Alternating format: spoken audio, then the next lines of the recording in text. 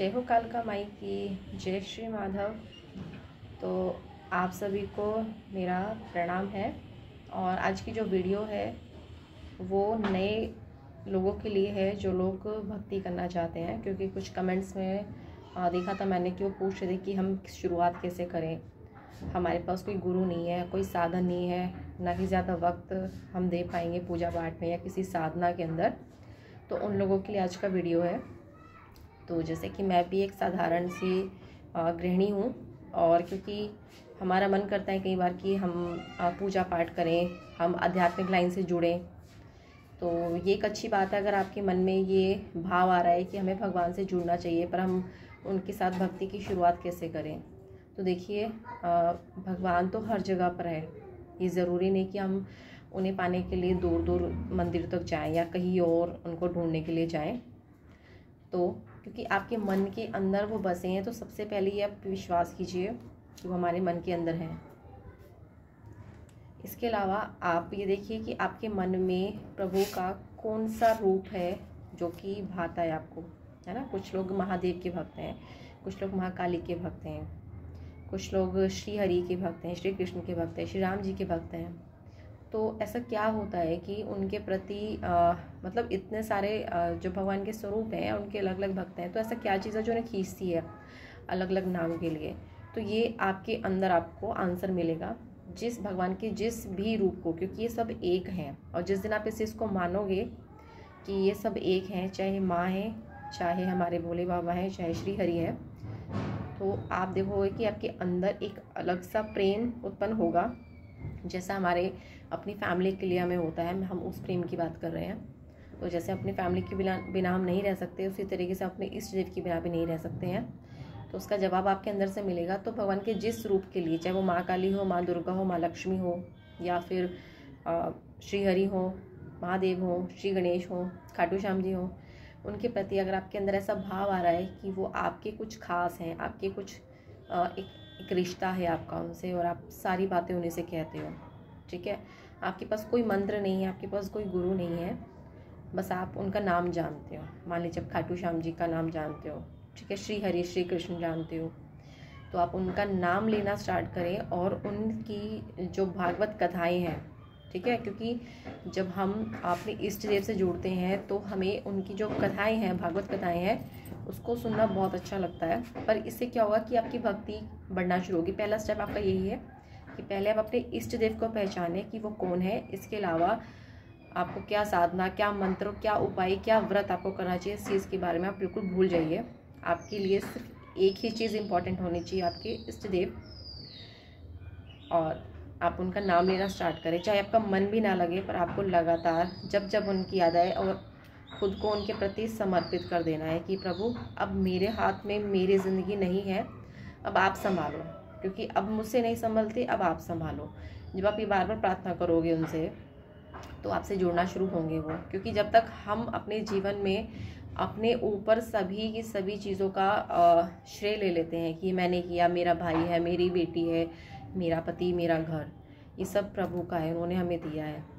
जैसे एक स्वप्न हम देखते हैं, उसी तरीके से ये जो जीवन है, ये जो पृथ्वी लोक है, ये मृत्यु लोक है। यहाँ पर आप ये मत सोचिए कि हम सुख भोगने के लिए आए हैं, सिर्फ ये मृत्यु लोक है, तो यहाँ दुख ही मिलेंगे। हाँ, कुछ अच्छे कर्मों के फल की वजह से हमें सुख मिल जाता है, पर यकीन मानिए जितना आप दुख के करीब जा रहे हो उतना आप प्रभु के करीब भी जा रहे हो। क्योंकि हम सुख में कभी उनको याद नहीं करते, पर दुख में, यानी कि जब हम बहुत तकलीफ में होते हैं, तभी हम कहते हैं हे ईश्वर हमारी रक्षा कीजिए।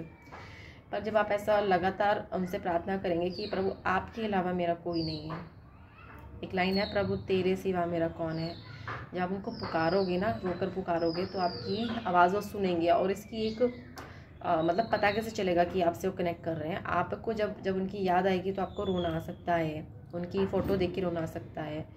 और हम भोग नहीं लगा सकते, सुबह शाम दीपक नहीं जला सकते। कुछ घरों में ऐसी है दिक्कत कि लेडीज़ या कोई भी पूजा पाठ नहीं कर सकता, या फिर ऑफिस या फिर जॉब की वजह से ऐसा नहीं कर सकता है।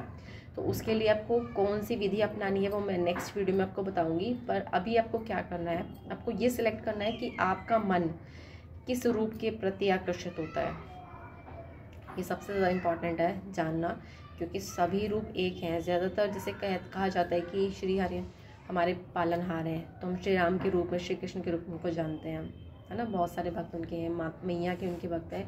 माँ काली, माँ दुर्गा में कोई अंतर ना करें। आपको माँ का जो भी रूप आता है, बिना डरे, दुनिया से बिना डरे। ये ज़रूरी नहीं आपको सबको बताना है कि मैं माँ काली की पूजा करती हूँ या फिर श्री हरि या महादेव मेरे भक्त है। आपको सिर्फ मन में उनका एक मंदिर बनाना है, मन में ही आप जैसा चाहते हो वैसा मंदिर बनाइए, उनको बिठाइए, ठीक है।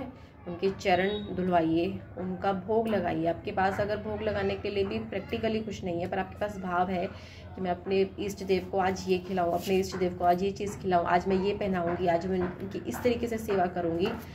तो जैसे हम उनका चिंतन करते हैं लगातार, हम अगर बाहर जा रहे थे, हे प्रभु साथ चलिए हमारे, हे मैया मेरे साथ चलिए, है ना। कुछ खा रहे हैं कि हे मैया या हे प्रभु आ जाइए, साथ में भोजन ग्रहण कर लीजिए।